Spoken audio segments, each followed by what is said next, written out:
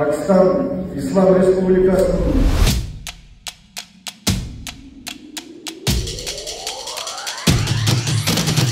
ama bilet kuyup ketti, ağa hiç kim жооп берген жоқ.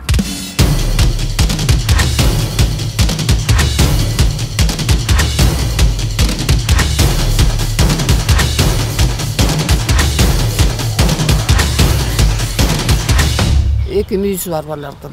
Бийиктегилер ушундай экен да. Ассаламу алейкум. Сиздер менен Актилек Капаров. Депутат малга салык киргизүүнү сунуштады.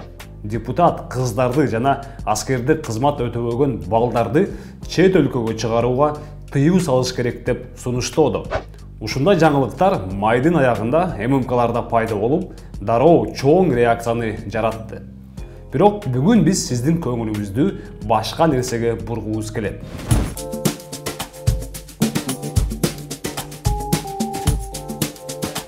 Соңку айларда кыргызстандыктар төлөнбөгөн айып карыздардан улам чет өлкөгө чыга албай калган кырдаалга кабылып жатышат. Алар 250 сом айып пул үчүн да өлкөдөн чыга албайт экен. Ушундай окуялардын бирин депутат Дастан Бекешев айтып берди. Мен 2-майда учуп жатсам, 250 сомдук штрафтын айынан бир үй бүлө өлкөдөн чыга албай калды. Билеттер күйүп кетти. Дагы бир жагдайды Азаттык радиосу билдирди. Жол эрежесин бузган үчүн айып пул салынгандыктан мекендешибизди кичи ажылыкка барууга өлкөдөн чыгарбай коюшкан. Сапарды уюштурууга $1,5 короттум. Бирок Манас аэропортундагы паспорттук текшерүүдө менин төлөнбөгөн айып пулум бар экенин, учууга уруксатым жок экенин айтышты. Ошол эле учурда маселени ошол жерден чечүүгө мүмкүнчүлүк жок экен. Аэропорттон чыга албай калдым.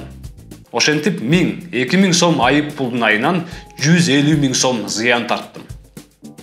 Достор, биз бүгүн мына ушундай чектөө киргизилген эрежелер, штрафтары бар депутаттарга да тиешелүүбү же жокпу деп тактап көрөлү дедик.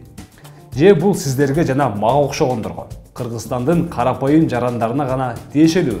Достор, эгер биздин жумушубузду колдогуңуз келсе, анда биздин Patreonго катталыңыздар. Бул видеого лайк басыңыздар, бөлүшүңүздөр. Биз улантабыз. Алгач сизди Төлөм KG порталы менен тааныштыргым келет. Кабар KG агенттигинин маалыматына ылайык, бул система башкы прокуратуранын координациясында ИИМдин жол кыймылынын коопсуздугун камсыздоо башкы башкармалыгы менен биргеликте иштетилет. Көрүнүп тургандай, автоунаанын номуру жана жарандын пин коду аркылуу кандайдыр бир мыйзам бузуулар жана айыптар бар же жок экенин текшерсе болот. Төлөм KG порталы айып пулдар тууралуу маалыматты расмий булактан, укук бузуулардын бирдиктүү реестри жана коопсуз шаардан алып жатканын билдирди. Мына ошентип биз депутаттарды текшерип көрдүк. Эмесе порталдын маалыматына караганда, алардын айрымдары бир нече жыл бою айып пулдарын төлөбөй келишет. Мисалы, депутат Фархатбек Алимжанов. Алгач салык кызматынын сайтынан анын ИННин табабыз. Андан кийин Төлөм KG порталына киргизебиз. Эми эмне чыкканын карайлы да. Жалпы суммасы 22 000 сомду түзгөн 11 айып. Анын ичинен 10-у жол эрежесин бузгандыгы үчүн жана бирөөсү ок атуучу куралды каттоо мөөнөтүн бузгандыгы үчүн айып салынган. Укук порталында Алимжанов 3 жылдан бери айып пул төлөбөй келгени көрүнүп турат. Ал эми сот департаментинин сайтында анын карызы бар экени да көрүнүп турат. Кандай деп ойлойсуздар? Ушундай төлөнбөгөн штрафтар менен жаран жана депутатты чет өлкөгө чыгарышабы? Карап көрөлү. Үстүбүздөгү жылдын 9 февралында Жогорку Кенештин делегациясы Казакстанга сапар тарткан. Анын курамында Фархатбек Алимжанов да бар. Ал Түркистан шаарында өткөн форумга катышкан. Ооба, ошого мен токтотуп, поездкада болуп калгандай эмне болуп турган, ошо чакырып. Азыр ошонун эми жабыштай кагаз иштери бар экен. Ошол менен кичине карап билип эмне кылып коебуз. Бул чуркап эме барыш керек да. Онго дагы кандай система бир жерге төлөй албайсың экен да. Ону менен өзүм аракет кылып эме ошого өзүм антышар болуп, ошол маселе боюнча такалып, границадагы бизде дагы кармалып, ошол боюнча ачылды.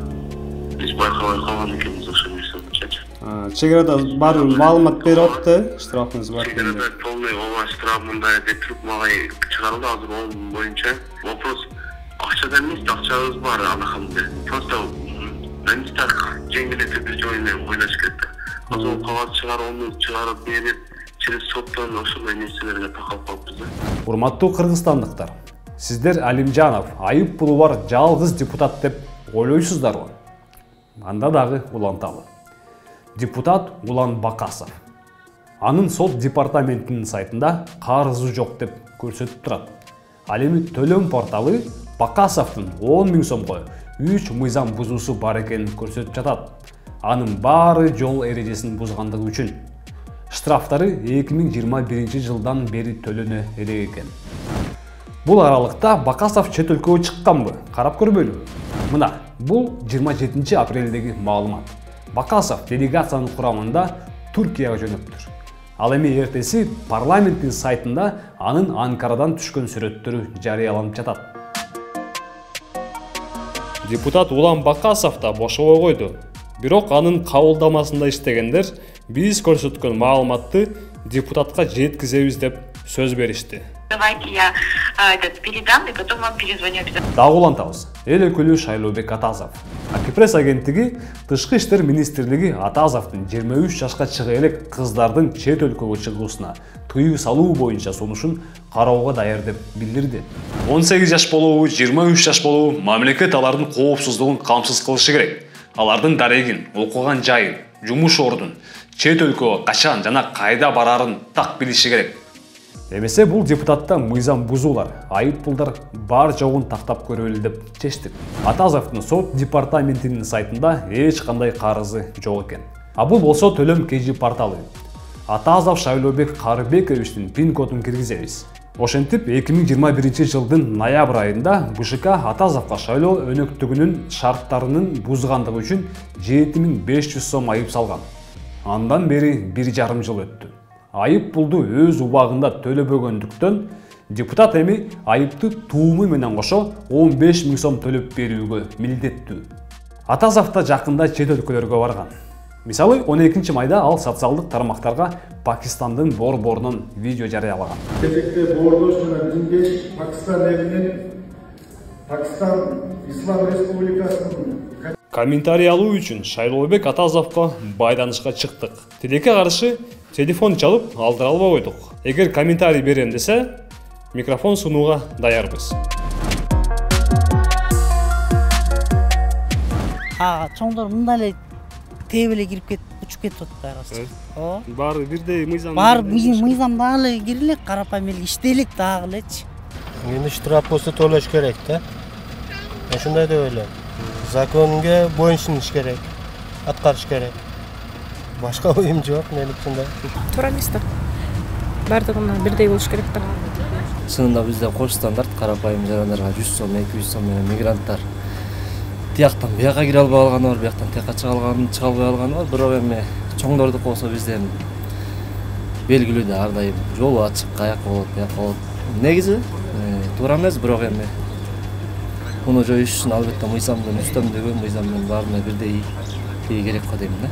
Закон баарына туура болуш керек, бирдей болуш керек. Эми бийиктегилер ушундай экен да, ушундай экен. Эми биз карапайым эмне кылабыз? Ушул да. Туура эмес, эми бирок любой киши Кыргыздын гражданины болгондон кийин төлөп чыгыш керек. Азбы, көппү, независимо. Карыз деген карыз, билбейм, мен ошентип ойлойм да. Төлөш керек, чыгыш керек. Бирок чоңдор ошону башкача кылса болмок мүмкүн. Жакшы эмес бул. Жакшы эмес. Баары бирдей болуш керек да. Бир Кыргызстандын элдери бирдей төлөсө, төлөйбү, төлөбөйбү, өткөзүп жибериш керек да. Чоңдорду эмне башкача эки мүйүзү бар балардын. Достор, бүгүн сиздер жөнөкөй жарандар 250 сом айып пулдун айынан өлкөдөн сыртка чыга албай жатканын билдиңиздер. Ошол эле учурда айрым депутаттардын мыйзам бузууларын, айыптарын көрсөттүк. Ар кандай порталдар айып пул боюнча ар кандай маалыматтарды көрсөтөт. Ошол эле учурда өлкөдөн чыгууга чектөөлөр бар экендиги тууралуу так маалыматтар жок. Сиздер менен мен Актилек Капаров болдум. Кайрадан көрүшкөнчө.